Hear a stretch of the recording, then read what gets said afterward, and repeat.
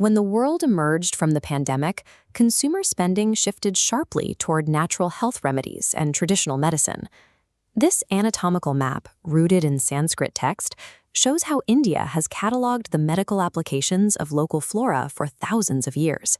That ancient, rigorously documented knowledge gives the region a massive head start in supplying today's market.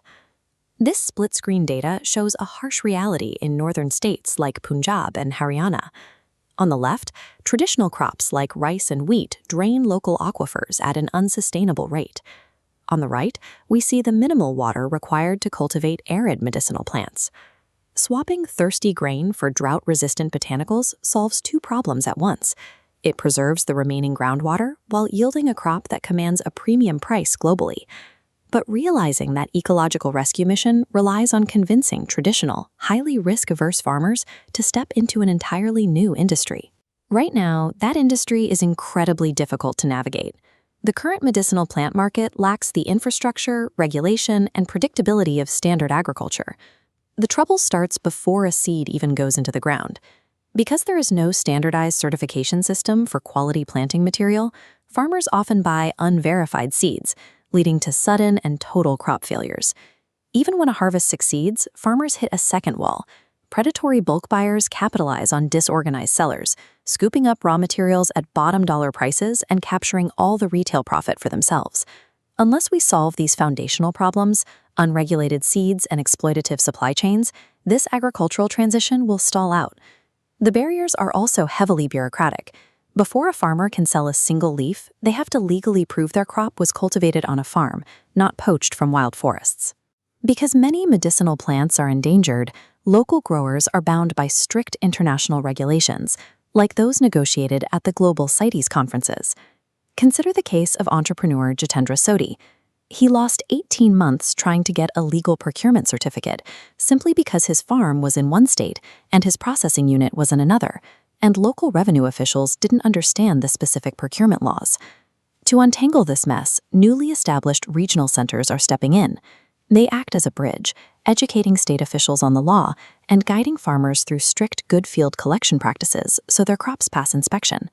For a botanical entrepreneur, mastering this regulatory paperwork is just as critical to their survival as tending the soil.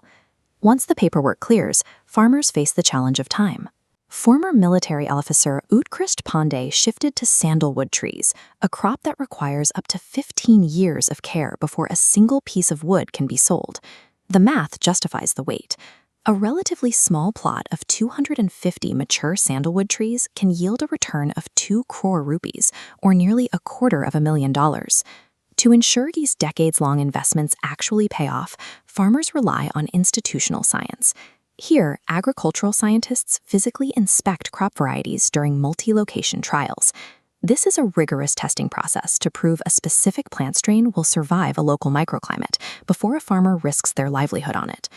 Growers are adopting precision agriculture. By deploying soil sensors, precise GPS mapping, and aerial drones, they can monitor plant health in real time and generate the exact traceability records that premium export markets demand. Applying modern agricultural science takes traditional herbs out of the wild and turns them into reliable, highly profitable cash crops. But growing a great crop doesn't matter if you surrender the profits at the farm gate. Selling raw, unprocessed botanicals means the farmer does all the heavy lifting, while the buyer reaps the rewards. Dharamveer Kamboj, a former rickshaw puller turned farmer, refused to accept those razor-thin margins. This flowchart compares the meager income of selling a raw aloe leaf versus using a machine to extract and bottle the gel directly. As it becomes a finished product, the farmer's profit margin expands exponentially. Kamboj actually patented a multi-purpose machine specifically for this. By processing the harvest on-site, decentralized technology breaks the monopoly of corporate buyers and puts financial control back in the hands of the independent farmer.